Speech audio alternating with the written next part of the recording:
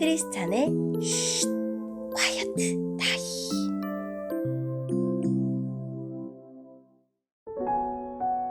샬롬, 크리스찬 성도님들 반갑습니다. 오늘의 본문은 사무엘상 21장 1절부터 15절까지의 말씀입니다. 본문의 제목은 살 곳을 찾아 헤매는 다윗입니다. 본문을 읽기 전에 어떤 내용인지 요약본을 먼저 읽어드릴게요. 다윗은 높당의 제사장 아히멜렉에게 도움을 받은 후 블레셋 가드로 들어가지만 정체가 드러나자 미친 채 하며 간신히 빠져나옵니다. 오늘의 본문 1절입니다. 다윗은 제사장 아히멜렉을 만나기 위해 노브로 갔습니다. 아히멜렉은 다윗을 보자 떨면서 말하였습니다. 왜 혼자 다니시오? 아무도 당신과 함께 있지 않으시오? 하고 물었습니다. 다윗이 대답했습니다. 왕이 나에게 특별한 명령을 내렸소. 왕은 내가 할 일을 아무에게도 알리지 말라고 말했소. 내 부하들하고도 나중에 만날 곳을 가르쳐주고 헤어졌소. 그런데 혹시 먹을 것을 가지고 계시오? 빵 5덩이나 그 밖에 먹을 것이 있으면 아무 것이나 좀 주시오. 제사장이 다윗에게 말했습니다. 보통 빵은 가지고 있지 않소. 하지만 거룩한 빵은 조금 있소.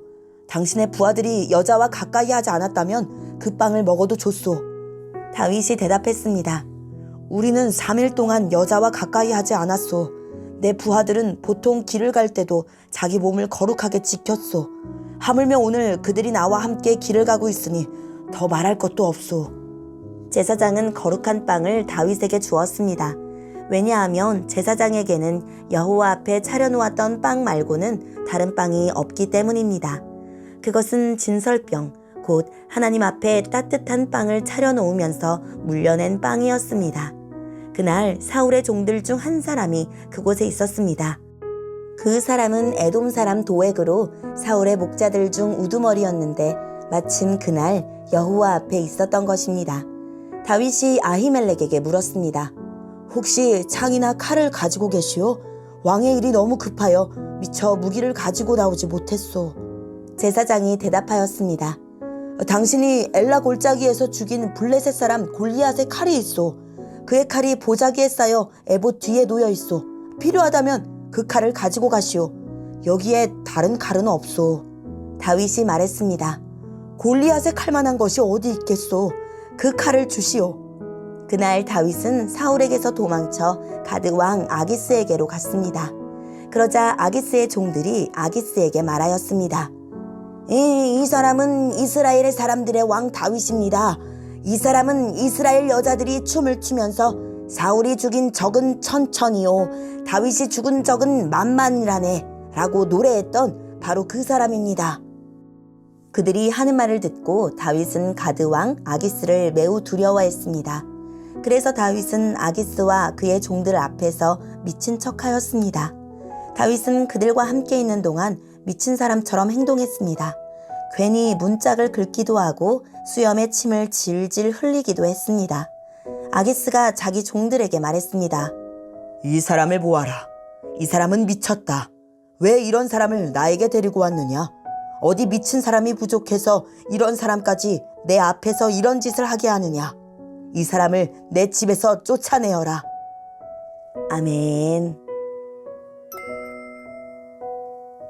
오늘의 본문을 통해 이해할 수 있는 부분은 무엇일까요? 도망자가 된 다윗은 먼저 노브로 가서 제사장 아히두베 아들 아히멜렉을 만납니다. 다윗은 왕이 맡긴 임무를 수행하는 중이라고 둘러대고 거룩한 빵과 골리앗의 칼을 얻어냅니다. 그것은 평범한 양식과 무기가 아닙니다. 제사장만 먹을 수 있는 빵이고 이스라엘을 위기에서 구원할 칼입니다. 이는 다윗이 비록 도망자 신세지만 주님이 여전히 그와 함께 하시며 그의 생명을 지키고 승리를 주실 것을 암시합니다. 한편 사울의 신하인 에돔 사람 도액이 그 장면을 목격합니다. 이는 후에 있을 비극적 사건의 복선입니다. 다윗은 골리앗의 칼을 가지고 국경 지역에 있던 블레셋 가드 땅으로 정치적 망명을 하기로 선택합니다. 그러나 그곳은 생각처럼 안전한 곳이 아니었기에 다윗은 미친 사람처럼 행동하여 위기를 벗어납니다. 오늘의 본문을 통해 알 수 있는 우리 하나님은 어떤 분일까요? 다윗에게 거룩한 빵과 골리앗의 칼을 주십니다.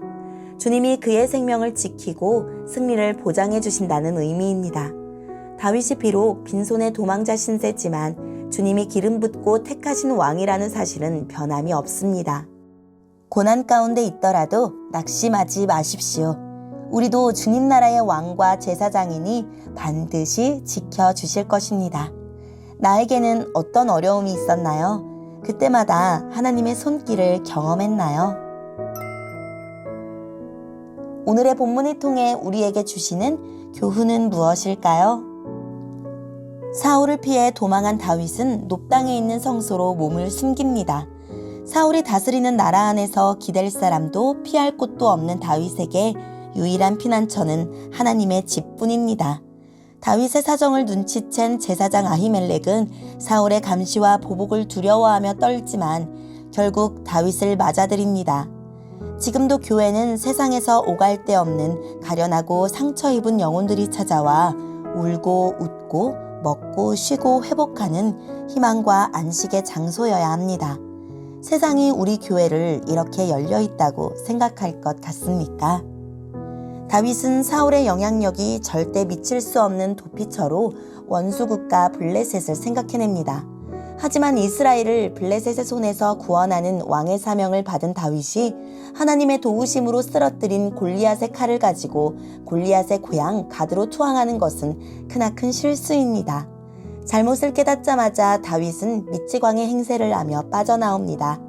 회심이란 고상한 마음의 변화가 아니라 수단과 방법을 가리지 않는 삶의 돌이킴입니다.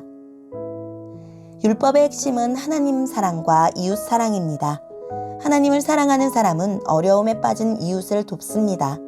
하나님을 사랑한 아히멜렉은 굶주린 다윗에게 거룩한 빵을 건넵니다. 나는 하나님의 사랑을 어떻게 고백하고 이웃 사랑을 어떻게 표현하고 있나요? 오늘의 말씀을 통해 각자에게 주시는 성령 하나님의 음성에 귀를 기울이며 살아 역사하시는 하나님, 잘못된 길로 가고 있다는 마음을 주실 때 온 힘을 다해 빠져나오게 해주세요 라고 기도하고 오늘도 말씀을 붙들고 승리하는 하루를 살아냅시다. 여기까지 크리스찬의 쉿 콰이어트 타임이었습니다.